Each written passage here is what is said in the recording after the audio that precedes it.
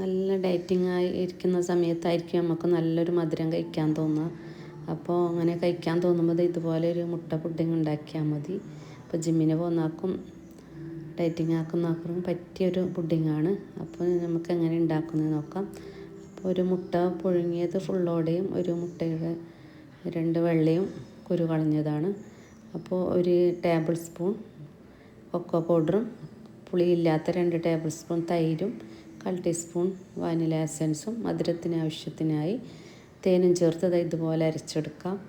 ഇനി നമുക്കിതൊരു പുഡിങ് ട്രേയിലേക്ക് ഒഴിച്ച് കൊടുക്കാം. എന്നിട്ട് ഒരു 10 മിനിറ്റ് ഫ്രീസറിൽ വെച്ച് സെറ്റാക്കിയിട്ട് എടുത്താൽ നല്ല അടിപൊളിയായിട്ടുള്ള പുഡിങ് റെഡിയായി കിട്ടും. അപ്പോൾ ഇത് മുട്ട മണം ഉണ്ടാവുമെന്നൊന്നും വിചാരിക്കേണ്ട. എസൻസ് എല്ലാം ചേർക്കുന്നതുകൊണ്ട് ഒരു മുട്ടൻ്റെ ഒരു മണവും ഇല്ല. നല്ല ടേസ്റ്റാണ് കഴിക്കാൻ. കുട്ടികൾക്കെല്ലാം നല്ല ഇഷ്ടമായിട്ടുണ്ട്. അപ്പോൾ നമുക്ക് കഴിച്ച് നോക്കാം. അങ്ങനെയുണ്ട്, അടിപൊളിയാണ്. അപ്പോൾ എല്ലാവരും ട്രൈ ചെയ്ത് നോക്കണം.